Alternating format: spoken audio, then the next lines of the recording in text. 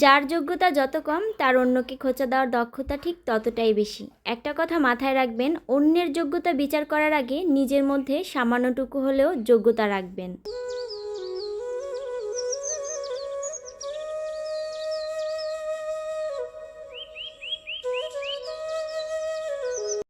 আসসালামু আলাইকুম, রেহানাস ফ্যামিলি চ্যানেলে আপনাদের সবাইকে আরও একবার স্বাগত জানাচ্ছি।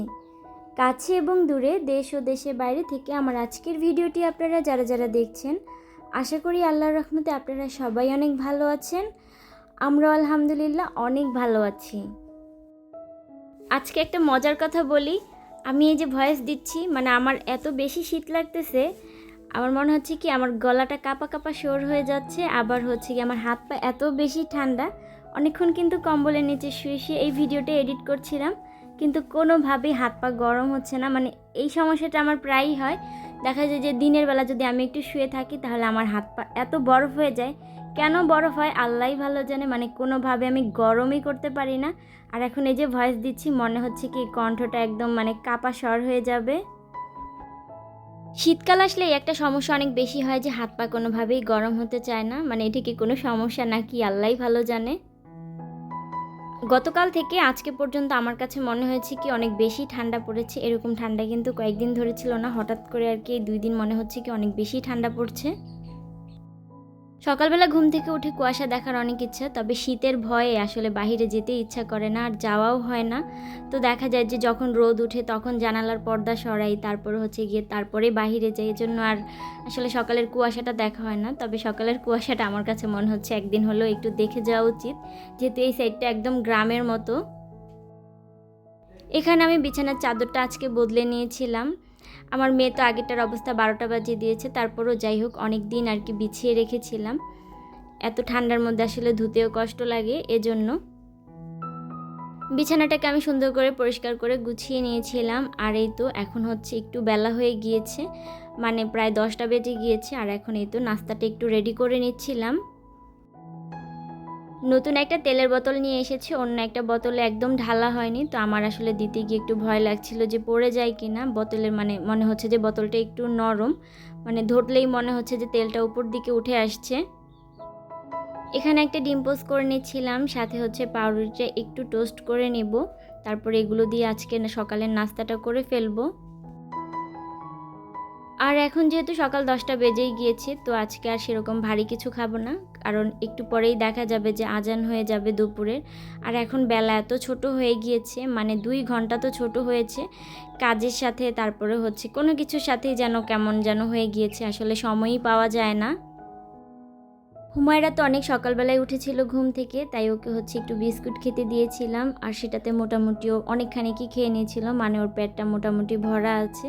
তো এখানে হচ্ছে আমি আমার জন্য বানিয়ে নিয়েছিলাম, আমার সাথে একটু খাইয়ে দিব, তারপরেই কিন্তু হয়ে যাবে ওর খাওয়াটা। আসলে ও বেশি একটা খেতে চায় না সকালবেলা, কেন যেন সকালবেলা মনে হয় কি ও আর কি আমাদের মতো একদম সকালবেলাও খেতেই পারে না, অনেকটা বেলা করে তারপরে ওকে খাওয়াতে হয়। আমার গতকালকের ভিডিওটা দেখে অনেক আপুই আমাকে অনেক শুভেচ্ছা জানিয়েছিল, সেই সমস্ত আপুদের সবাইকে আমি অনেক ধন্যবাদ জানিয়েছি, আর এখনও অনেক ধন্যবাদ জানাচ্ছি। আসলে কমেন্টে তো রিপ্লাই দিই, তারপর হচ্ছে এখন মন চাচ্ছে যে সবাইকে আরও একটু মানে ধন্যবাদ দিয়ে দিই, কারণ সবাই এত বেশি খুশি হয়েছে শুনে। আসলে এখানে যারা কাজ করে, যদি শুনি কারো মানে ব্যাপারটা আর কি মনিটাইজেশন পর্যায়ে চলে গিয়েছে, তখন কিন্তু শুনতে অনেক বেশি ভালো লাগে। আসলে কষ্ট করেই তো সবাই এখানে কাজ করে, তারপরে যখন একটু সফল হওয়া যায় তখন কিন্তু অনেক ভালো লাগে। আমি তো আর পুরোপুরি সফল হতে পারিনি, তবে আমি যেহেতু প্রথম ধাপে পৌঁছেছি, তাই আমার কাছে মনে হচ্ছে যাক আলহামদুলিল্লাহ।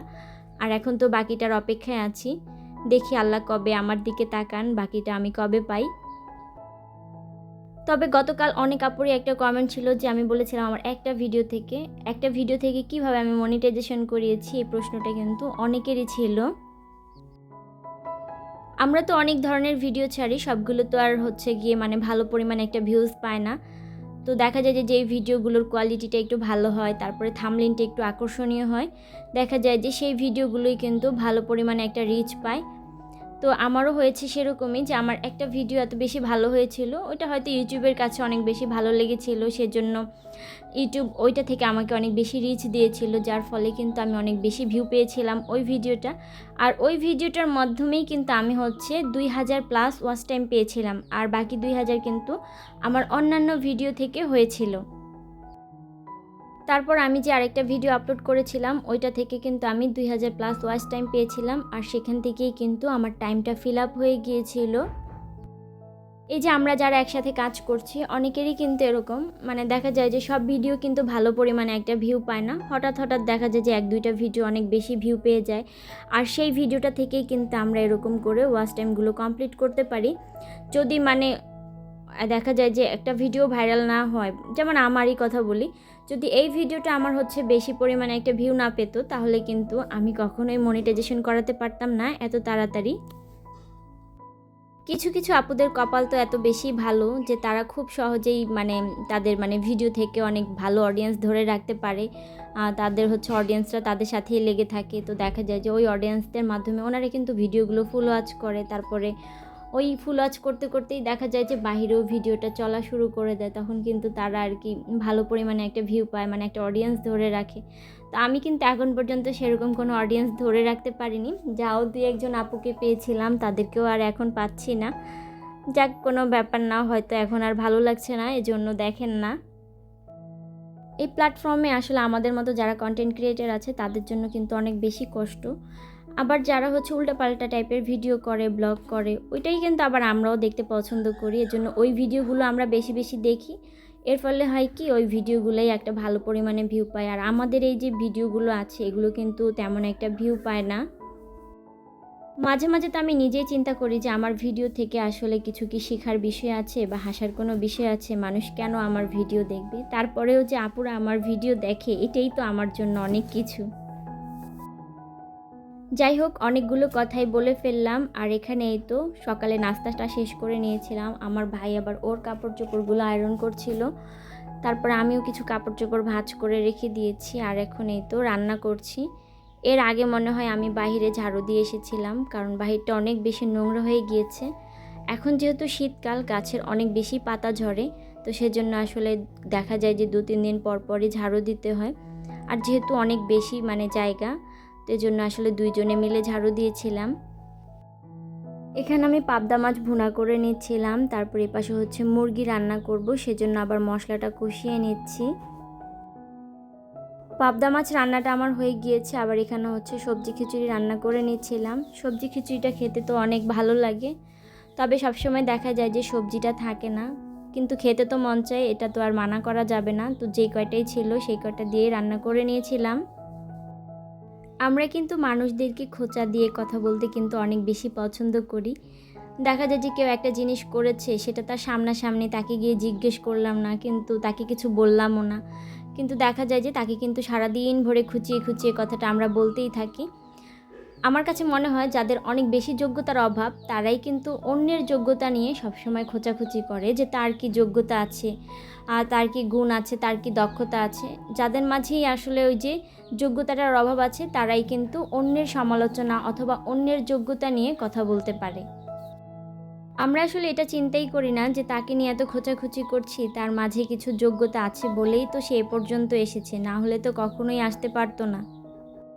তারপরও আর কি, ওই যে আমাদের তো স্বভাব হয়ে গিয়েছে আরেকজনকে খুঁচিয়ে খুঁচিয়ে কথা বলা, তো আরেকজনকে যদি আমরা খুঁচিয়ে খুঁচিয়ে কথা না বলতে পারি, তাহলে তো আমাদের কাছে ভালোই লাগে না। তারপরেও আমি বলবো আসলে এই অভ্যাসটা পরিবর্তন করা উচিত, কারণ প্রত্যেকটা মানুষের মাঝেই তো যোগ্যতা আছে।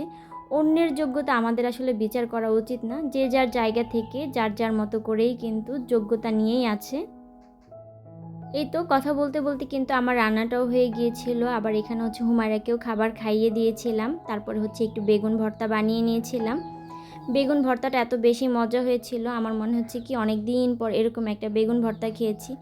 ভেজে যদি বেগুন ভর্তাটা করা হয়, ওইটা খেতে মনে হয় কি ওই যে আমরা যে পোড়া দিয়ে বানাই চুলার ওপরে, ওইটার থেকে অনেক বেশি মজা। তো বেগুন ভর্তা বানিয়ে নিয়েছিলাম, আর এখন এই তো খাবারটা নিয়ে বসেছি খাওয়ার জন্য। আমি যখন ভর্তাটা বানিয়েছিলাম তখন তো প্লেটের মধ্যে একটু ছিল, পরে আবার আমার হাতেও লেগেছিল, তো সেগুলো দিয়ে আমি প্রথমে একটু ভাত মেখে খেয়েছিলাম। তাই আজকে একটু দেরি করেই খাবারটা খেলাম, হুমায়রাকেও খাইয়ে দিয়েছিলাম। আর এখন তো একটু নিশ্চিন্তেই বসেছি খাওয়ার জন্য। আমি সবসময় আমার খাওয়ার আগে হুমায়রাকে খাইয়ে দেওয়ার চেষ্টা করি, কারণ দেখা যায় যে আমি যদি আগে খেয়ে ফেলি তারপর ওকে খাওয়ানোর ইচ্ছা অথবা ধৈর্য শক্তি আমার কোনোটাই থাকে না, যেহেতু অনেক সময় নিয়ে খাবার খাওয়াতে হয়। তাই আমি চেষ্টা করি আগে ওকে খাওয়ানোর জন্য, পরে আমি খাই, এবার সেটা যতটাই দেরি হোক না কেন। তো আজকে এ পর্যন্তই, ভালো থাকবেন, নেক্সট একটা ভিডিওতে দেখা হবে। আল্লাহ হাফিজ।